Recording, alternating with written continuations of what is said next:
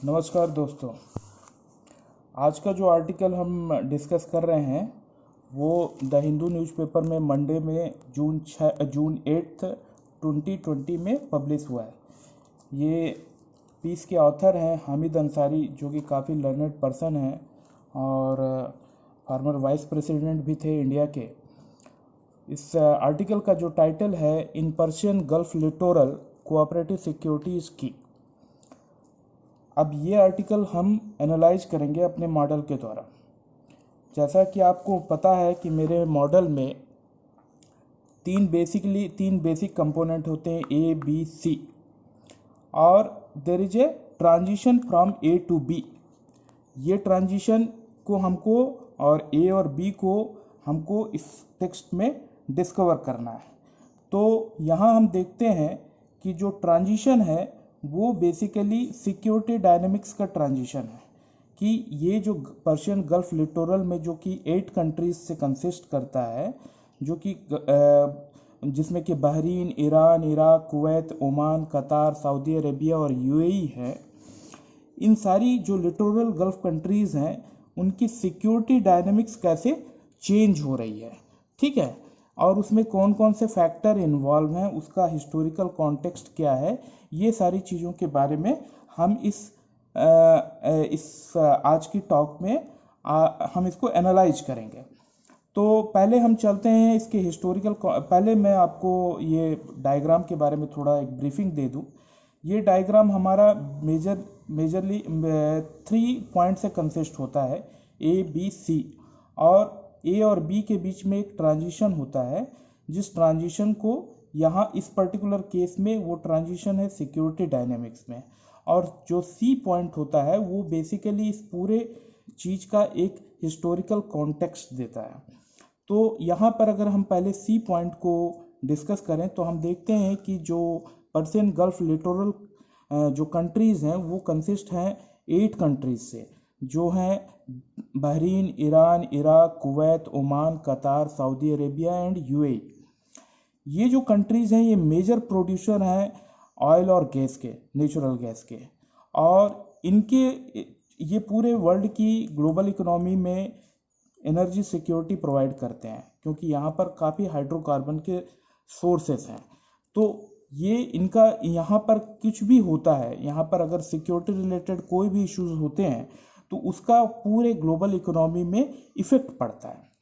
और अभी तक जो सिक्योरिटी मालूम फ्रेमवर्क था, आर्किटेक्ट था, वो एक्सक्लूसिव सिक्योरिटी आर्किटेक्ट था, जो कि ये पीस कहता है कि किसी भी रीजन में अगर एक्सक्लूसिव सिक्योरिटी आर्किटेक्ट है वो हार्मफुल होता है। ये एक्सक्लूसिव सिक्योरिटी आर्किटेक्ट क्या है, इसको कॉमन सेंस में हम ये समझ सकते हैं कि किसी के अगेंस्ट में एक सिक्योरिटी फ्रेमवर्क जब तैयार किया जाता है, जैसे कि पहले कोल्ड वॉर के समय हम देखते थे कि एक ग्रुपिंग ऑफ कंट्री होती थी जो कि बेसिकली डायरेक्टेड थी किसी थर्ड कंट्री के लिए, जैसे कि यूएसए ने अपना एक ग्रुप बना लिया था और वो डायरेक्टेड था यूएसएसआर के लिए। उसी तरीके से यूएसएसआर का एक अपना ग्रुप था जो कि डायरेक्टेड था अगेंस्ट यूएस के।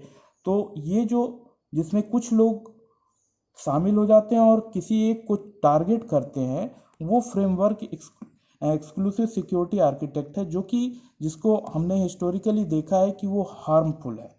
तो उसके अगेंस्ट में क्या ऐसा किया जा सकता है, तो उसके अगेंस्ट में ऑथर ये क्लेम कर रहे हैं कि अगर हम कोऑपरेटिव सिक्योरिटी फ्रेमवर्क डेवलप करें, जिसमें कि आपस की कंट्रियां एक दूसरे से फाइट ना करके एक दूसरे को कोऑपरेटिव तरीके से सिक्योरिटी इश्यूज को हैंडल करें, तो वो ज़्यादा अच्छा है कंपैरेटिवली जो कॉम्पिटिटिव सिक्योरिटी आर्किटेक्ट है।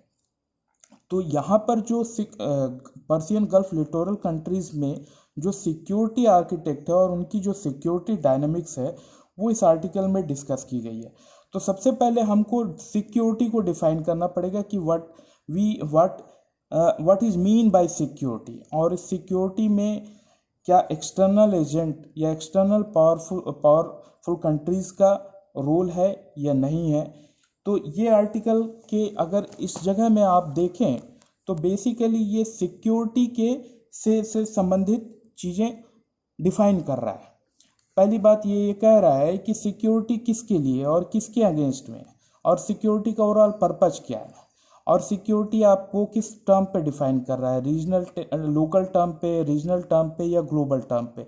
मतलब सिक्योरिटी के कई सारे इम्प्लीकेशन होते हैं। उस सिक्योरिटी को आप केवल किस कॉन्टेक्स्ट में देख रहे हो, क्या आप लोकल अपने एरिया के हिसाब से देख रहे हो, या आप उस रीजन, पर्टिकुलर रीजन के हिसाब से देख रहे हो, या आप ग्लोबल टर्म पे देख रहे हो, और उस सिक्योरिटी के लिए क्या आप सक्षम हो या आपको किसी एक्स्ट्रा रीजनल एजेंट की रिक्वायरमेंट है। ये इस तरीके के कुछ फंडामेंटल क्वेश्चन है जो कि सिक्योरिटी एनालिस्ट को या कंट्री को ये सारी चीज़ों के ऊपर में डिस्कशन करना है। फिर दूसरा क्या है कि ये ऑथर हामिद अंसारी साहब पर्शियन गल्फ लिटोरल कंट्रीज़ के लिए एक सिक्योरिटी जो इंग्रेडिएंट हैं उसके बारे में डिस्कशन कर रहे हैं। बेसिकली उनके कंसर्न क्या है, उनके कंसर्न ये है कि वहाँ पर उस रीजन में अगर उसको हम रीजनल टर्म पे अगर हम वहाँ की सिक्योरिटी को डिफाइन करें तो हम हामिद अंसारी साहब कह रहे हैं कि वो वहाँ पर पीस और स्टेबिलिटी बनी रहे, ये सभी का इंटरेस्ट है, that is also part of security. दूसरा, उनको जो उनके हाइड्रोकार्बन जो नेचुरल रिसोर्स हैं उनको एक्सप्लॉइट करने का उनको अधिकार हो। दूसरा, उनको एक्सपोर्ट वो कर सके जिससे उनका रेवेन्यू बढ़े। फिर उनके लिए जो कमर्शियल शिपिंग लेन है वो किसी तरीके से उसमें बाधा ना हो, ठीक है।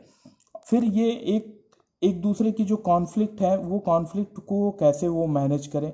तो इस तरीके के जो उस रीजनल कॉन्टेक्स्ट में सिक्योरिटी इशूज़ हैं, ये सिक्योरिटी इशूज़ को डिफाइन करना इम्पॉर्टेंट है। और ये भी उन्होंने समवेयर लिखा भी है कि ये जो उन्होंने ये एक जो प्रॉब्लम है कि सिक्योरिटी का जो पर्सपेक्टिव है वो प्रॉपरली वहाँ पर डिफाइन नहीं हो पाया है। वो भी एक कारण है क्योंकि वहाँ पर इस तरीके की चीज़ों का। तो ये हम यहाँ पर देखते हैं कि हमने पहला जो इसमें पॉइंट लिया है कि हमने सबसे पहले जो ऑथर है उसने सिक्योरिटी को डिफाइन किया है उस रीजनल कॉन्टेक्स्ट में जो कि Persian Gulf littoral region countries के लिए अप्लीकेबल है। फिर दूसरे पॉइंट में हम आते हैं तो वो ऑथर कह रहे हैं कि जो कम्पिटिटिव सिक्योरिटी फ्रेमवर्क है जो अभी वहाँ एग्जिस्टिंग है, वो कम्पिटिटिव सिक्योरिटी फ्रेमवर्क में 3 बेसिक कंट्रीज़ इन्वॉल्व हैं या 3 बेसिकली एजेंट इन्वॉल्व हैं, यूएसए, जीसीसी और ईरान। तो जीसीसी एक गल्फ कोऑपरेटिव काउंसिल है और ईरान है। इन तीनों के अपने रिलेशनशिप हैं जो कि जिसमें कि कम्पिटिटिव सिक्योरिटी फ्रेमवर्क की वजह से ये आप के तरीके से ये आपस में काम कर रहे हैं। जैसे कि ईरान और यूएसए के बीच का रिलेशनशिप का अगर आप हिस्टोरिकल बैकग्राउंड देखें शाह के ज़माने से, फिर वहाँ पर किस तरीके से कल्चरल रिवॉल्यूशन हुआ और खुमैनी ने शासन ग्रहण किया, और उसके बाद उसका जो ओबामा के समय में जो न्यूक्लियर समझौता हुआ, फिर वो ट्रंप ने आके उसे ब्रेक किया। फिर जीसीसी काउंसिल जिसका कि ईरान पार्ट नहीं है, और इसमें मेन जो जीसीसी में जो मेन रोल प्ले करता है वो है सऊदी अरेबिया। और सऊदी अरेबिया और ईरान के बीच में जो वर्चस्व की लड़ाई है, ईरान और सऊदी अरेबिया के बीच में जो लड़ाई है बेसिकली वो आइडियोलॉजिकल है, और उसके पीछे जो एक रीजन है कि उसका पॉलिटिकल इन्फ्लुएंस किस तरीके से ईरान अपने सराउंडिंग कंट्री में पास कर रहा है, उसको बेसिकली ये काउंसिल, जीसीसी काउंसिल उसको रोकना चाहती है। तो इसमें कई सारे दूसरे फैक्टर जैसे कि साइकोलॉजिकल, नेशनलिस्टिक और हिस्टोरिकल बैकग्राउंड इसमें कई इन्वॉल्व हैं। और हमें यहाँ पर ये देखना पड़ेगा कि ईरान अपने को एक सिविलाइजेशनल कंट्री मानता है जो कि जिसका कि काफ़ी हिस्टोरिकल रूट है। और यहाँ पर यूएसए और जीसीसी और पर्टिकुलरली सऊदी अरेबिया के बीच का जो रिलेशनशिप है बेसिकली वो क्लाइंट का रिलेशनशिप है, जिसमें कि यूएसए एक ओवरऑल सिक्योरिटी प्रोवाइड कराता है उस वहाँ की किंगडम को, सेक्डम को, और उसके बदले वो उनके हथियार और उस तरीके के कंज्यूमर्स आइटम वो खरीदते हैं। तो एक म्यूचुअली बेनिफिशियल रिलेशनशिप है। और इसके साथ ही यूएसए ईरान को कॉर्नर करने की, ईरान की जो महत्वाकांक्षाएं हैं उसको कंट्रोल करने का काम करता है। तो ये एक सिक्योरिटी फ्रेमवर्क बना हुआ था जो कि कॉम्पिटिटिव था, जिसमें कि ईरान को एक्सक्लूड करके ये सारी चीज़ें की जा रही थी। लेकिन ये हमने देखा है कि ये वहाँ की प्रॉब्लम को सॉल्व नहीं कर पाया, क्योंकि ईरान की अपनी एस्पिरेशन है और यूएसए में भी चेंजेस आ रहा है, और वहाँ की गल्फ कंट्रीज़ में भी जो ऑयल इकोनॉमी को भी लेके वहाँ पर चेंजेस आ रहा है। तो ये सिक्योरिटी फ्रेमवर्क जो कि अभी तक चलता आ रहा है, धीरे धीरे इसमें ग्रेजुअल चेंज आ रहा है, जो कि ये सिक्योरिटी डायनेमिक्स में हम इसको हम देख पाते हैं ना इस आर्टिकल में। तो ये जो कॉम्पिटिटिव सिक्योरिटी फ्रेमवर्क है, ये कॉम्पिटिटिव सिक्योरिटी फ्रेमवर्क जो कि डेट्रीमेंटल है ग्लोबल पीस के लिए, उसको किस तरीके से रिप्लेस करके कोऑपरेटिव सिक्योरिटी फ्रेमवर्क में कन्वर्ट किया जाए। तो इसके लिए हमको देखना है कि जो अभी जियोपॉलिटिकल सिचुएशन किस तरीके से चेंज हो रही है, उसमें चेंजेस में किस तरीके के फैक्टर इन्वॉल्व हैं। आप देख रहे हैं कि यूएसए धीरे धीरे ग्लोबल महत्वाकांक्षाएं या ग्लोबल रोल अपना धीरे धीरे कम कर रहा है और अपने अपने ऊपर ज़्यादा फोकस कर रहा है। आप देख सकते हैं कि चाइना का किस तरीके से ग्रो कर रहा है, और चाइना और यूएसए के बीच में किस तरीके से चीज़ें हो रही हैं। तो ये एक ग्लोबल कॉन्टेक्स्ट में आप देखें तो यूएसए का रोल धीरे धीरे ग्रेजुअली डिमिनिशिंग हो रहा है।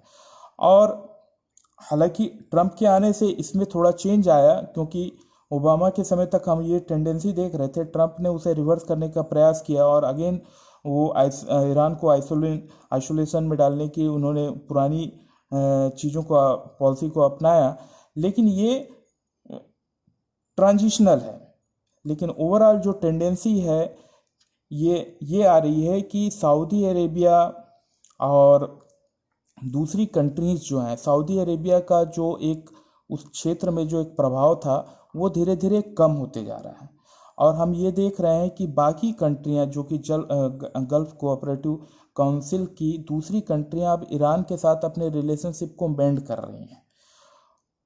तो ये हम चेंज देख रहे हैं कि ईरान को जो आइसोलेशन में ईरान को जो एक्सक्लूड करके जो सिक्योरिटी फ्रेमवर्क बनाया था वो धीरे धीरे ब्रेक हो रहा है, और ईरान को ग्रेजुअली सिक्योरिटी फ्रेमवर्क में इंक्लूड करने का प्रयास किया जा रहा है, जो कि कोऑपरेटिव सिक्योरिटी फ्रेमवर्क का एक पार्ट है। ये चेंज ट्रांजिशन हम देख रहे हैं। हालांकि ये काफ़ी सटल है, अभी उतनी तरीके से डिफाइन नहीं हुआ है, लेकिन ये एक हम टेंडेंसी देख रहे हैं। इसके कई सारे फैक्टर्स इसमें इन्वॉल्व हैं जो कि इसकी तरफ हमें अग्रसर कर रहे हैं। इसमें ऑथर इंडिया के बारे में जो कह रहा है वो भी हमें समझना जरूरी है, क्योंकि GCC कंट्रीज से भारत का economic, trade, man power, energy security से लेके काफ़ी बड़ा इनके साथ में हमारा कोऑपरेशन है। और वो इसलिए यहाँ की जो सिक्योरिटी डायनेमिक्स है वो सिक्योरिटी डायनेमिक्स भारत को बहुत डायरेक्ट तौर पे प्रभावित करती है। इसके साथ में हम ये भी देख रहे हैं कि GCC और ईरान के बीच के रिलेशनशिप में भी भारत को किस तरीके से अपना रोल करना है, क्योंकि ईरान हमारे लिए अफ़गानिस्तान या ट्रेड या सेंट्रल एशिया में ईरान के लिए जो हमारे को जो रोल है ईरान का, पर्टिकुलरली अफ़गानिस्तान को लेके, वो ईरान किस तरीके से उसमें मददगार है। और इंडिया की जो एक ओवरऑल न्यूट्रल पॉलिसी थी, वो पॉलिसी को अगेन ऑथर ने रीअफर्म किया है कि हम फ्रीडम ऑफ नेविगेशन चाहते हैं, मार्केट में ट्रेड के लिए एक्सेस चाहते हैं, टेक्नोलॉजी और मैन पावर रिसोर्स के बारे में हम इंटरेस्टेड हैं। तो जो भारत की पॉलिसी है और भारत का जो ईरान के प्रति जो इंटरेस्ट है और GCC से जो भारत के रिलेशनशिप है, जिससे भारत को इतना ज़्यादा फ़ायदा होता है कि ऑलमोस्ट 34% ऑफ और क्रूड इंपोर्ट हम वहाँ से करते हैं, जो हमको हमारे माइग्रेंट हैं वहाँ से, हमको वहाँ से उनकी तरफ से $44 बिलियन हमको सालाना इनकम होती है। तो इस तरीके के जो हमारे आर्थिक और हिस्टोरिकल और जो मैन पावर से रिलेटेड संबंध है GCC के साथ में और ईरान के साथ में जो हमारे स्ट्रेटेजिक संभावनाएं हैं, और इन सारों के साथ में हमारी पॉलिसी किस तरीके से होनी चाहिए, इसके बारे में भी ऑथर ने कहा है। तो ये एक ओवरऑल डायनेमिक्स है, ये काफ़ी कॉम्प्लेक्स पेपर है जिसमें कई सारी चीज़ों को कवर किया गया है, और इसमें कई सारे हिस्टोरिकल पक्ष भी हैं जिनके बारे में आप अवेयरनेस होने से ही हम इस पूरे पेपर को अप्रिशिएट कर पाएंगे। तो मैं इसे एक बार फिर से रिवाइज कर देता हूँ। इसमें बेसिकली हमने सिक्योरिटी जो ट्रांजिशन है इसको कैप्चर करने का प्रयास किया है। हमने इसमें सबसे पहले हिस्टोरिकल कॉन्टेक्स्ट देखा है कि इसमें कौन कौन से एजेंट इन्वॉल्व हैं, फिर हमने देखा है कि वो उस पर्टिकुलर रीजनल सिचुएशन के लिए किस तरीके से सिक्योरिटी को डिफाइन किया गया है, और जो एग्जिस्टिंग कॉम्पिटिटिव सिक्योरिटी फ्रेमवर्क है जिसमें कि मोस्टली 3 एजेंट यूएसए, जीसीसी और ईरान इन्वॉल्व हैं, और उनके बीच की डायनेमिक्स क्या है, और ये कैसे धीरे धीरे ग्रेजुअली कोऑपरेटिव सिक्योरिटी फ्रेमवर्क की ओर इन्वॉल्व हो रहा है। और ऑथर का ये मानना है कि कोऑपरेटिव सिक्योरिटी फ्रेमवर्क ही वहाँ के रीजनल कंट्री और ग्लोबल इकोनॉमी और ग्लोबल लेवल पे सही है, जिसमें कि हम एक दूसरे को एक्सक्लूड ना करके, हम एक दूसरे से कोऑपरेट करके इन टर्म्स ऑफ कंट्री हम चीज़ों को सिक्योरिटी अपनी इस्टेब्लिश करते हैं।